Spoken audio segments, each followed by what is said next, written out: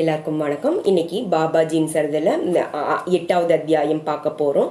அதுக்கு முன்னாடி 7வது அத்தியாயத்தில் விஜயலட்சுமி கமெண்ட் பண்ணியிருந்தீங்க. நீங்கள் பாபாஜி தமிழ்நாட்டில் தானே பிறந்தாங்க. ஆமாம், தமிழ்நாட்டில் பரங்கிப்பேட்டில் தான். அவரோட இயற்பெயர் நாகராஜ். இப்போ மகவதார் பாபாஜி பலருக்கும் பல ரூபத்தில் காட்சி அளிச்சுட்டு வர்றாங்க. ஒரு பெயர். இப்போ ராமர், கிருஷ்ணர், விஷ்ணு இவங்க எல்லாருமே ஒன்று தான். ஆனால் அவதாரங்கள் வேற வேற உடல் எடுத்திருக்காங்க. அதே போல தான் இதுலேயும். இப்போ இந்த ஹைடகன் பாபாஜியை பற்றி நீங்கள் கேட்டீங்கன்னா உங்களுக்கு இன்னும் நல்ல ஒரு தெளிவு கிடைக்கும். பார்க்கலாம். 8வது அத்தியாயம் தொடரும். மகவதார் பாபாஜி பல ரூபங்களில் பல காலங்களில் தோண்டிகிட்டே இருக்கிறாருன்னு 1970 1984 வரை 14 ஆண்டுகள் ஹைடகன் பாபாஜியாக வெளியில் தோன்றினார்னு ஹைடகன் பாபாஜி சீடர்களும் பக்தர்களும் சொல்கிறாங்க. 1970 வருடம் இமயமலையில் குமான் கைலாயம் என்ற மலை அடிவாரத்தில் ஹைடகன் என்ற இடத்துல ஒரு புனிதமான குகையில் பாபாஜி 20 வயது இளைஞனாக காணப்பட்டாங்க. இந்த இடம் ரொம்ப பெரிய ஞானிகள் பிறந்த இடமாகும். பாபாஜியை சிவ மக அவதார பாபாஜின்னு அழைக்கிறதும் உண்டு.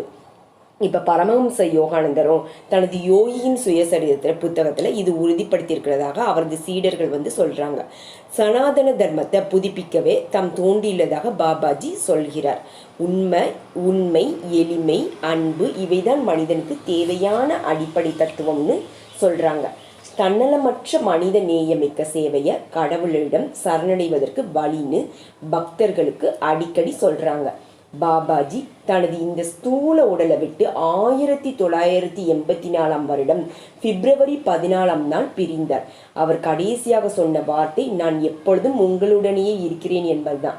ஸ்தூல உடம்புடன் அருபமாயும் இருந்துட்டு அவங்க மக்களின் துயரத்தை போக்கும் வேலையை செய்து கொண்டே தான் இருக்காங்க. ரூபங்கள் மாறலாம், ஆனால் அவரது செயல் ஒன்றாக தான் இருக்கும்.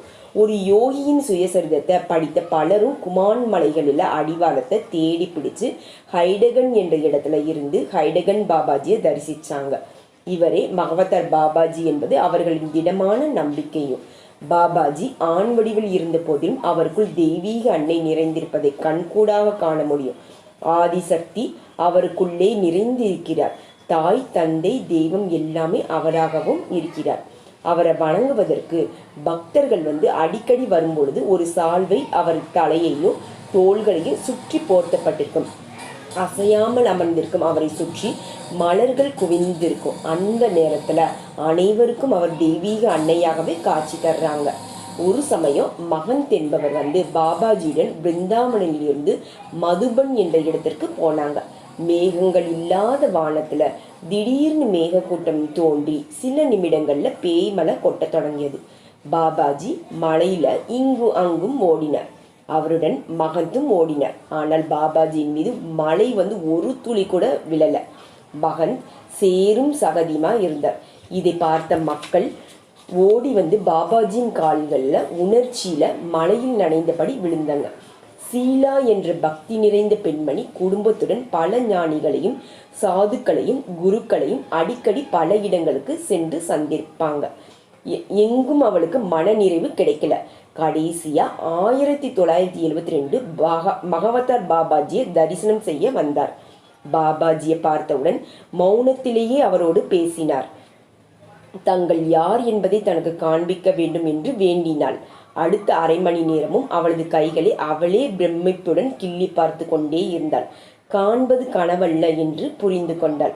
ஆம், பாபாஜி அவளது கண்களுக்கு நேரடியாக ஒவ்வொரு கடவுளாக மாறி மாறி தென்பட்டார்.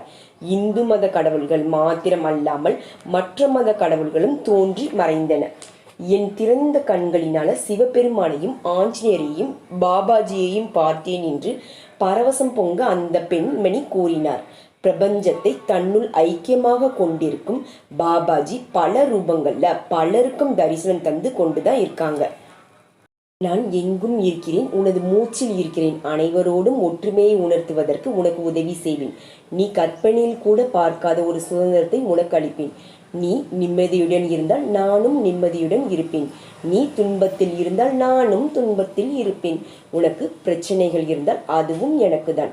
நீ சந்தோஷமாய் இருந்தால் நானும் சந்தோஷமாய் இருப்பேன். மகிழ்ச்சியாய் இரு, நம்பிக்கை வை. எல்லாமே நம்பிக்கையின் அடிப்படையில் தான் உள்ளது. இது மனிதனுக்காக பாபாஜி உதிர்த்த பொக்கிஷங்கள். பாபாஜி மனிதனின் சோகங்களை அகற்றவும் அவரது மனதையும் இதயத்தையும் புனித உண்மையை உணர வைக்கவும் தோன்றியிருக்கிறார். பாபாஜியின் எளிமையான சக்தி வாய்ந்த அறிவுரை இதுதான். உண்மையுடன் வாழு, எளிமையுடன் வாழு, அன்புடன் வாழு. இந்த மூன்றையும் கடைபிடித்தவரை தேடி பாபாஜியே வருவார். ஓம் கிரியா பாபாஜி நம ஓம்.